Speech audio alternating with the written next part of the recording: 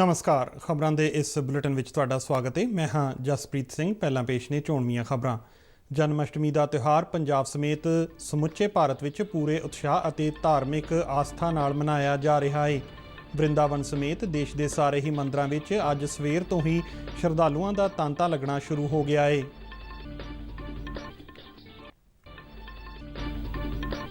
ਵਿਦੇਸ਼ ਸਕੱਤਰ ਹਰਸ਼ਵਰਧਨ ਸ਼੍ਰਿੰਗਲਾ ਮੱਧ ਪੂਰਬ ਦੀ ਮੌਜੂਦਾ ਸਥਿਤੀ ਅਤੇ ਫਲਸਤੀਨੀ ਮੁੱਦੇ ਤੇ ਸੰਯੁਕਤ ਰਾਸ਼ਟਰ ਸੁਰੱਖਿਆ ਪਰਿਸ਼ਦ ਦੀ ਮੀਟਿੰਗ ਦੀ ਪ੍ਰਧਾਨਗੀ ਕਰਨਗੇ।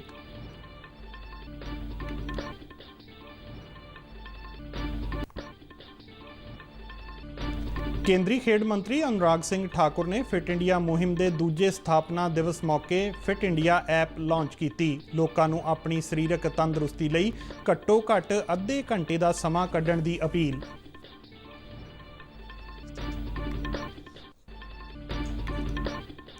ਆਯੁਸ਼ ਮੰਤਰੀ ਸੋਨੋਵਾਲ ਵੱਲੋਂ ਆਜ਼ਾਦੀ ਕਾ ਅੰਮ੍ਰਿਤ ਮਹਾਉਤਸਵ ਮਨਾਉਣ ਲਈ ਅੱਜ ਤੋਂ ਜੜੀਆਂ ਬੂਟੀਆਂ ਵਾਲੇ ਪੌਦਿਆਂ ਦੀ ਕਾਸ਼ਤ ਸਮੇਤ ਕਈ ਹੋਰ ਗਤੀਵਿਧੀਆਂ ਸ਼ੁਰੂ ਕਰਨ ਦਾ ਐਲਾਨ।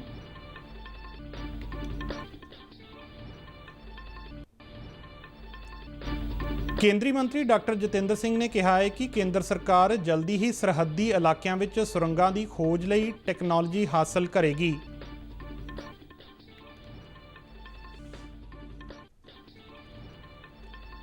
ਭਾਰਤ ਵਿੱਚ ਬੀਤੇ 24 ਘੰਟਿਆਂ ਦੌਰਾਨ 42,909 ਨਵੇਂ ਕੋਵਿਡ ਮਾਮਲੇ ਦਰਜ ਕੀਤੇ ਗਏ। ਸਿਹਤਯਾਬੀ ਦੀ ਦਰ 97.51% ਤੇ ਹੋਈ।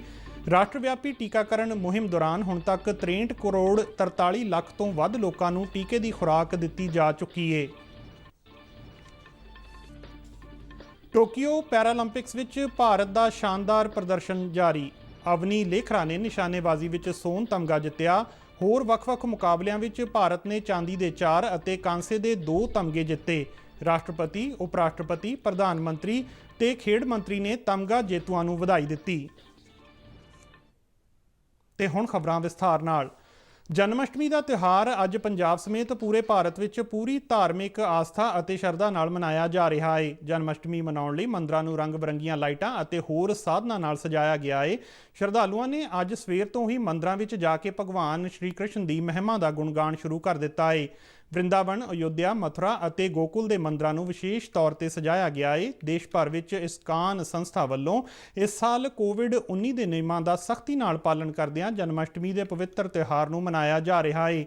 ਅੱਜ ਦੇ ਦਿਨ ਭਗਵਾਨ ਸ਼੍ਰੀ ਕ੍ਰਿਸ਼ਨ ਦਾ ਮਥੁਰਾ ਦੀ ਜੇਲ੍ਹ ਵਿੱਚ ਮਾਤਾ ਦੇਵਕੀ ਦੇ ਗਰਭ 'ਚੋਂ ਜਨਮ ਹੋਇਆ ਸੀ ਅਤੇ ਉਹਨਾਂ ਦੇ ਜਨਮ ਲੈਂਦਿਆਂ ਹੀ ਜੇਲ੍ਹ ਦੇ ਸਾਰੇ ਦਰਵਾਜ਼ੇ ਖੁੱਲ੍ਹ ਗਏ ਸਨ ਅਤੇ ਉਹਨਾਂ ਦੇ ਪਿਤਾ ਵਾਸੂਦੇਵ ਉਹਨਾਂ ਨੂੰ ਇੱਕ ਟੋਕਰੀ ਵਿੱਚ ਰੱਖ ਕੇ ਛਾਲਾ ਮਾਰਦੀ ਯਮੁਨਾ ਨਦੀ ਨੂੰ ਪਾਰ ਕਰਕੇ ਗੋਕੁਲ ਪਹੁੰਚੇ ਸਨ, ਜਿੱਥੇ ਉਹਨਾਂ ਨੇ ਇਸ ਬੱਚੇ ਨੂੰ ਨੰਦ ਅਤੇ ਯਸ਼ੋਦਾ ਦੇ ਹਵਾਲੇ ਕਰ ਦਿੱਤਾ ਸੀ। ਪ੍ਰਧਾਨ ਮੰਤਰੀ ਨਰਿੰਦਰ ਮੋਦੀ ਨੇ ਕੱਲ੍ਹ ਪ੍ਰਸਾਰਿਤ ਆਪਣੇ ਬਹੁਚਰਚਿਤ ਪ੍ਰੋਗਰਾਮ ਮਨ ਕੀ ਬਾਤ ਵਿੱਚ ਵੀ ਜਨਮ ਅਸ਼ਟਮੀ ਦੇ ਪਵਿੱਤਰ ਤਿਉਹਾਰ ਦਾ ਜ਼ਿਕਰ ਕਰਦਿਆਂ ਇਸਕਾਨ ਨਾਲ ਸੰਬੰਧਿਤ ਯਦੁਰਾਣੀ ਦਾਸੀ ਨਾਲ ਆਪਣੀ ਮੁਲਾਕਾਤ ਦੀਆਂ ਯਾਦਾਂ ਸਾਂਝੀਆਂ ਕੀਤੀਆਂ। इतनी थी आर्ट बुक को देख करके, श्री कृष्ण के अलग अलग रूपों को देख करके इसी जिज्ञासा में मेरी मुलाकात हुई जदुरानी दासी जी से। वे अमेरिकन हैं, जन्म अमेरिका में हुआ, लालन पालन अमेरिका में हुआ। जदुरानी दासी जी इस्कॉन से जुड़ी है, हरे कृष्ण मूवमेंट से जुड़ी हुई है और उनकी एक बहुत बड़ी विशेषता है, भक्ति आर्ट्स में वो निपुण है। आप जानते हैं अभी 2 दिन बाद ही 1 सितंबर को इस्कॉन के संस्थापक श्रील प्रभुपाद स्वामी जी की 125वीं जयंती है। जदुरानी दासी जी इसी सिलसिले में भारत आई थी। मेरे सामने बड़ा सवाल ये था कि जिनका जन्म अमेरिका में हुआ, जो भारतीय भावों से इतना दूर रही, वो आखिर कैसे भगवान श्री कृष्ण के इतने मोहक चित्र बना लेती है। मेरी उनसे लंबी बात हुई थी, लेकिन मैं आपको उसका कुछ हिस्सा सुनाना चाहता हूं। Jadurani ji, Hare Krishna. I have read a little about bhakti art, but tell our listeners more about it. Your passion and interest towards it is great. So, bhakti art, we have one article in the Bhakti Art Illuminations which explains how this art is not coming from the mind or imagination, but it's from the ancient Vedic scriptures like Brahma Samhita, Venum Karayani Patitam. ਵਿਦੇਸ਼ ਸਕੱਤਰ ਹਰਸ਼ਵਰਧਨ ਸ਼੍ਰਿੰਗਲਾ ਅੱਜ ਸ਼ਾਮ ਨੂੰ ਮੱਧ ਪੂਰਬ ਦੀ ਸਥਿਤੀ ਸਮੇਤ ਫਲਸਤੀਨੀ ਮੁੱਦੇ ਤੇ ਸੰਯੁਕਤ ਰਾਸ਼ਟਰ ਸੁਰੱਖਿਆ ਪਰਿਸ਼ਦ ਦੀ ਮੀਟਿੰਗ ਦੀ ਪ੍ਰਧਾਨਗੀ ਕਰਨਗੇ। ਭਾਰਤ ਇਸ ਸਮੇਂ ਰੋਟੇਸ਼ਨ ਦੇ ਆਧਾਰ ਤੇ ਸੰਯੁਕਤ ਰਾਸ਼ਟਰ ਸੁਰੱਖਿਆ ਪਰਿਸ਼ਦ ਦਾ ਅਗਸਤ ਮਹੀਨੇ ਲਈ ਪ੍ਰਧਾਨ ਹੈ। ਸ਼੍ਰਿੰਗਲਾ ਇਸ ਮੀਟਿੰਗ ਦੀ ਪ੍ਰਧਾਨਗੀ ਕਰਨ ਲਈ ਕੱਲ ਨਿਊਯਾਰਕ ਪਹੁੰਚ ਗਏ ਸਨ। ਉਹ ਭਾਰਤ ਦੀ ਸੰਯੁਕਤ ਰਾਸ਼ਟਰ ਸੁਰੱਖਿਆ ਪਰਿਸ਼ਦ ਦੀ ਪ੍ਰਧਾਨਗੀ ਦੇ ਇਜਲਾਸ ਨਾਲ ਸੰਬੰਧਿਤ ਸਮਾਰੋਹਾਂ ਵਿੱਚ ਵੀ ਹਿੱਸਾ ਲੈਣਗੇ, ਜਿਸ ਤੋਂ ਬਾਅਦ ਉਹ ਭਾਰਤ ਅਮਰੀਕਾ ਵਿਚਾਲੇ ਦੁਵੱਲੇ ਸਬੰਧਾਂ ਤੇ ਵਿਚਾਰ ਵਟਾਂਦਰਾ ਕਰਨ ਲਈ ਵਾਸ਼ਿੰਗਟਨ ਡੀਸੀ ਦੇ ਦੌਰੇ ਤੇ ਰਵਾਨਾ ਹੋ ਜਾਣਗੇ। ਸੂਚਨਾ ਤੇ ਪ੍ਰਸਾਰਣ ਅਤੇ ਖੇਡ ਮੰਤਰੀ ਅਨੁਰਾਗ ਸਿੰਘ ਠਾਕੁਰ ਨੇ ਫਿਟ ਇੰਡੀਆ ਮੁਹਿੰਮ ਦੇ ਦੂਜੇ ਸਥਾਪਨਾ ਦਿਵਸ ਮੌਕੇ ਕੱਲ ਫਿਟ ਇੰਡੀਆ ਐਪ ਦੀ ਸ਼ੁਰੂਆਤ ਕੀਤੀ। ਇਹ ਐਪ ਐਂਡਰੋਇਡ ਅਤੇ iOS ਦੋਹਾਂ ਪਲੇਟਫਾਰਮਾਂ ਤੇ ਉਪਲਬਧ ਹੋਈ। ਇਸ ਐਪ ਨੂੰ ਇਸ ਢੰਗ ਨਾਲ ਵਿਕਸਿਤ ਕੀਤਾ ਗਿਆ ਹੈ ਕਿ ਇਹ ਬੇਸਿਕ ਸਮਾਰਟਫੋਨਾਂ ਤੇ ਵੀ ਕੰਮ ਕਰ ਸਕਦੀ ਹੈ। ਨਵੀਂ ਦਿੱਲੀ ਵਿੱਚ ਫਿਟ ਇੰਡੀਆ ਐਪ ਨੂੰ ਲਾਂਚ ਕਰਦਿਆਂ ਠਾਕੁਰ ਨੇ ਕਿਹਾ ਕਿ ਇਹ ਐਪ ਤੰਦਰੁਸਤੀ ਤੇ ਨਜ਼ਰ ਰੱਖਣ ਵਿੱਚ ਮਦਦ ਕਰੇਗੀ। ਉਹਨਾਂ ਲੋਕਾਂ ਨੂੰ ਅਪੀਲ ਕੀਤੀ ਕਿ ਉਹ ਇਸ ਐਪ ਨੂੰ ਡਾਊਨਲੋਡ ਕਰਨ। ਉਹਨਾਂ ਲੋਕਾਂ ਨੂੰ ਸੱਦਾ ਦਿੱਤਾ ਕਿ ਉਹ ਤੰਦਰੁਸਤੀ ਲਈ ਹਰ ਰੋਜ਼ ਘੱਟੋ-ਘੱਟ ਅੱਧਾ ਘੰਟਾ ਆਪਣੀ ਸਰੀਰਕ ਤੰਦਰੁਸਤੀ ਲਈ ਕੱਢਣ। ਯੁਵਾ ਮਾਮਲਿਆਂ ਅਤੇ ਖੇਡਾਂ ਬਾਰੇ ਰਾਜ ਮੰਤਰੀ ਨਿਸਿਤ ਪ੍ਰਮਾਣਕ ਵੀ ਇਸ ਮੌਕੇ ਤੇ ਮੌਜੂਦ ਸਨ। ਭਾਰਤੀ ਹਾਕੀ ਟੀਮ ਦੇ ਕਪਤਾਨ ਮਨਪ੍ਰੀਤ ਸਿੰਘ, ਭਲਵਾਨ ਸੰਗਰਾਮ ਸਿੰਘ, ਅਯਾਜ ਮੇਮਨ ਅਤੇ ਹੋਰ ਕਈ ਸ਼ਖਸੀਅਤਾਂ ਨੇ ਵੀ ਇਸ ਮੌਕੇ ਵਰਚੁਅਲ ਤੌਰ ਤੇ ਸ਼ਮੂਲੀਅਤ ਕੀਤੀ। ਫਿਟ ਇੰਡੀਆ ਮੁਹਿੰਮ 2019 ਵਿੱਚ ਕੱਲ੍ਹ ਦੇ ਹੀ ਦਿਨ ਪ੍ਰਧਾਨ ਮੰਤਰੀ ਨਰਿੰਦਰ ਮੋਦੀ ਵੱਲੋਂ ਭਾਰਤ ਨੂੰ ਤੰਦਰੁਸਤ ਅਤੇ ਸਿਹਤਮੰਦ ਰਾਸ਼ਟਰ ਬਣਾਉਣ ਦੇ ਵਿਜ਼ਨ ਨਾਲ ਸ਼ੁਰੂ ਕੀਤੀ ਗਈ ਸੀ। ਪਿਛਲੇ 2 ਸਾਲਾਂ ਦੌਰਾਨ ਫਿਟ ਇੰਡੀਆ ਮੁਹਿੰਮ, ਫਿਟ ਇੰਡੀਆ ਸਕੂਲ ਹਫ਼ਤਾ, ਫਿਟ ਇੰਡੀਆ ਫਰੀडम ਦੌੜ, ਫਿਟ ਇੰਡੀਆ ਸਾਈਕਲਾਥਨ ਅਤੇ ਕਈ ਹੋਰ ਮੁਹਿੰਮਾਂ ਰਾਹੀਂ ਦੇਸ਼ ਭਰ ਦੇ ਲੱਖਾਂ ਲੋਕਾਂ ਤੱਕ ਪਹੁੰਚ ਚੁੱਕੀ ਹੈ। ਇਸ ਵੇਲੇ ਫਿਟ ਇੰਡੀਆ ਮੁਹਿੰਮ ਆਪਣੀ ਸਥਾਪਨਾ ਦਾ ਦੂਜਾ ਸਾਲ ਆਜ਼ਾਦੀ ਕਾ ਅੰਮ੍ਰਿਤ ਮਹਾ ਉਤਸਵ ਨਾਲ ਮਨਾ ਰਹੀ ਹੈ।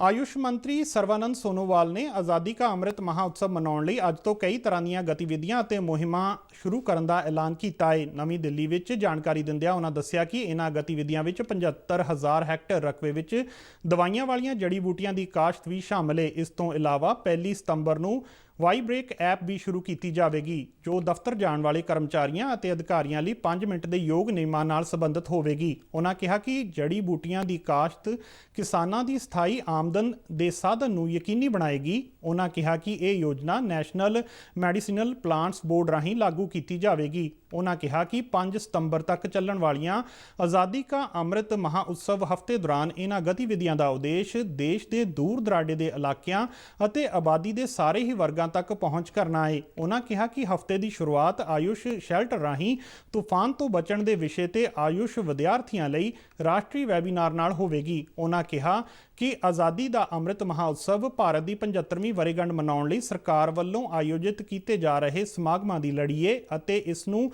ਜਨ ਭਾਗੀਦਾਰੀ ਦੀ ਭਾਵਨਾ ਨਾਲ ਜਨ ਉਤਸਵ ਵਜੋਂ ਮਨਾਇਆ ਜਾਵੇਗਾ। ਕੇਂਦਰੀ ਮੰਤਰੀ ਡਾਕਟਰ ਜਤਿੰਦਰ ਸਿੰਘ ਨੇ ਕਿਹਾ ਹੈ ਕਿ ਕੇਂਦਰ ਸਰਕਾਰ ਜਲਦੀ ਹੀ ਸਰਹੱਦੀ ਇਲਾਕਿਆਂ ਵਿੱਚ ਸੁਰੰਗਾਂ ਦੀ ਖੋਜ ਲਈ ਟੈਕਨੋਲੋਜੀ ਹਾਸਲ ਕਰੇਗੀ। ਜੰਮੂ ਵਿੱਚ ਕੱਲ੍ਹ ਇੱਕ ਸੈਮੀਨਾਰ ਨੂੰ ਸੰਬੋਧਨ ਕਰਦਿਆਂ ਉਹਨਾਂ ਕਿਹਾ ਕਿ ਦੇਸ਼ ਨੂੰ ਇਸ ਵੇਲੇ 2 ਤਰ੍ਹਾਂ ਦੀਆਂ ਚੁਣੌਤੀਆਂ ਦਾ ਟਾਕਰਾ ਕਰਨਾ ਪੈ ਰਿਹਾ ਹੈ, ਜਿਨ੍ਹਾਂ ਵਿੱਚ ਸਰਹੱਦੋਂ ਪਾਰ ਘੁਸਪੈਠ ਦੀ ਨਿਗਰਾਨੀ ਅਤੇ ਹੁਣ ਉਪਗ੍ਰਹਿ ਰਾਹੀਂ ਨਿਗਰਾਨੀ ਸ਼ਾਮਲ ਹੈ। ਉਹਨਾਂ ਕਿਹਾ ਕਿ ਸਰਹੱਦੋਂ ਪਾਰ ਘੁਸਪੈਠ ਨੂੰ ਰੋਕਣ ਲਈ ਸੁਰੱਖਿਆ ਬਲਾਂ ਨੂੰ ਨਾ ਸਿਰਫ ਵੱਡੀ ਪੱਧਰ ਤੇ ਤਾਇਨਾਤ ਕੀਤਾ ਗਿਆ ਹੈ, ਬਲਕਿ ਚੌਕਸੀ ਵੀ ਵਧਾਈ ਗਈ ਹੈ ਅਤੇ ਇਸ ਦੇ ਨਾਲ-ਨਾਲ ਬਾੜ ਲਗਾਉਣ ਦੇ ਕੰਮ ਨੂੰ ਵੀ ਮਜ਼ਬੂਤ ਕੀਤਾ ਗਿਆ ਹੈ। ਉਹਨਾਂ ਕਿਹਾ ਕਿ ਸਭ ਤੋਂ ਵੱਡੀ ਚੁਣੌਤੀ ਉਹਨਾਂ ਲੋਕਾਂ ਕੋਲੋਂ ਹੈ ਜੋ ਸਮਾਜ ਵਿੱਚ ਰਹਿੰਦਿਆਂ ਘੁਸਪੈਠੀਆਂ ਜਾਂ ਹੋਰ ਦੇਸ਼ ਵਿਰੋਧੀ ਲੋਕਾਂ ਦੀ ਮਦਦ ਕਰ ਰਹੇ ਨੇ। ਉਹਨਾਂ ਕਿਹਾ ਕਿ ਪ੍ਰਧਾਨ ਮੰਤਰੀ ਨਰਿੰਦਰ ਮੋਦੀ ਸਰਹੱਦੀ ਇਲਾਕਿਆਂ ਦੀਆਂ ਸਾਰੀਆਂ ਹੀ ਮੰਗਾਂ ਨੂੰ ਪੂਰਾ ਕਰਨ ਲਈ ਹਰ ਯਤਨ ਕਰ ਰਹੇ ਨੇ। ਭਾਰਤ ਵਿੱਚ ਪਿਛਲੇ 24 ਘੰਟਿਆਂ ਦੌਰਾਨ 42,909 ਕੋਵਿਡ ਮਾਮਲੇ ਰਿਪੋਰਟ ਕੀਤੇ ਗਏ ਨੇ, ਜਦਕਿ 34,763 ਮਰੀਜ਼ ਠੀਕ ਹੋਏ ਨੇ। ਕੇਂਦਰੀ ਸਿਹਤ ਤੇ ਪਰਿਵਾਰ ਭਲਾਈ ਮੰਤਰਾਲਾ ਵੱਲੋਂ ਜਾਰੀ ਕੀਤੇ ਗਏ ਬਿਆਨ ਵਿੱਚ ਕਿਹਾ ਗਿਆ ਹੈ ਕਿ ਇਹਨਾਂ ਨਵੇਂ ਮਾਮਲਿਆਂ ਨਾਲ ਦੇਸ਼ ਵਿੱਚ ਪੁਸ਼ਟੀ ਵਾਲੇ ਕੁੱਲ ਮਾਮਲਿਆਂ ਦੀ ਗਿਣਤੀ 3,27,35,909 ਹੋ ਗਈ ਹੈ, ਜਿਨ੍ਹਾਂ ਵਿੱਚੋਂ 3,19,23,405 ਮਰੀਜ਼ ਠੀਕ ਹੋ ਕੇ ਘਰਾਂ ਨੂੰ ਪਰਤ ਚੁੱਕੇ ਨੇ। ਦੇਸ਼ ਵਿੱਚ ਇਸ ਵੇਲੇ 3,76,324 ਕੁੱਲ ਐਕਟਿਵ ਮਾਮਲੇ ਨੇ, ਜੋ ਪੁਸ਼ਟੀ ਵਾਲੇ ਕੁੱਲ ਮਾਮਲਿਆਂ ਦਾ 1.5% ਬਣਦਾ ਹੈ। ਮੰਤਰਾਲਾ ਨੇ ਦੱਸਿਆ ਕਿ ਸਿਹਤਯਾਬੀ ਦੀ ਦਰ 97.51% ਤੇ ਪਹੁੰਚ ਗਈ ਹੈ। ਬੀਤੇ 24 ਘੰਟਿਆਂ ਦੌਰਾਨ 380 ਵਿਅਕਤੀਆਂ ਦੀ ਮੌਤ ਹੋਈ ਹੈ, ਜਿਸ ਨਾਲ ਦੇਸ਼ ਵਿੱਚ ਹੁਣ ਤੱਕ ਕੋਰੋਨਾ ਮਹਾਮਾਰੀ ਕਾਰਨ 4,38,210 ਲੋਕਾਂ ਦੀ ਮੌਤ ਹੋਈ ਹੈ। ਦੇਸ਼ ਵਿੱਚ ਕੋਵਿਡ-19 ਵਿਰੁੱਧ ਸ਼ੁਰੂ ਕੀਤੀ ਗਈ ਰਾਸ਼ਟਰਵਿਆਪੀ ਟੀਕਾਕਰਨ ਮੁਹਿੰਮ ਦੌਰਾਨ ਹੁਣ ਤੱਕ 63 ਕਰੋੜ 43 ਲੱਖ ਤੋਂ ਵੱਧ ਲੋਕਾਂ ਨੂੰ ਟੀਕੇ ਦੀ ਖੁਰਾਕ ਦਿੱਤੀ ਜਾ ਚੁੱਕੀ ਹੈ, ਜਦਕਿ ਬੀਤੇ ਦਿਨ ਤੱਕ 52 ਕਰੋੜ ਤੋਂ ਵੱਧ ਲੋਕਾਂ ਦੇ ਨਮੂਨਿਆਂ ਦੀ ਜਾਂਚ ਕੀਤੀ ਜਾ ਚੁੱਕੀ ਹੈ। ਇਸ ਦੇ ਨਾਲ ਹੀ ਖਬਰਾਂ ਦਾ ਇਹ ਬੁਲੇਟਿਨ ਖਤਮ ਹੁੰਦਾ ਹੈ। ਨਮਸਕਾਰ।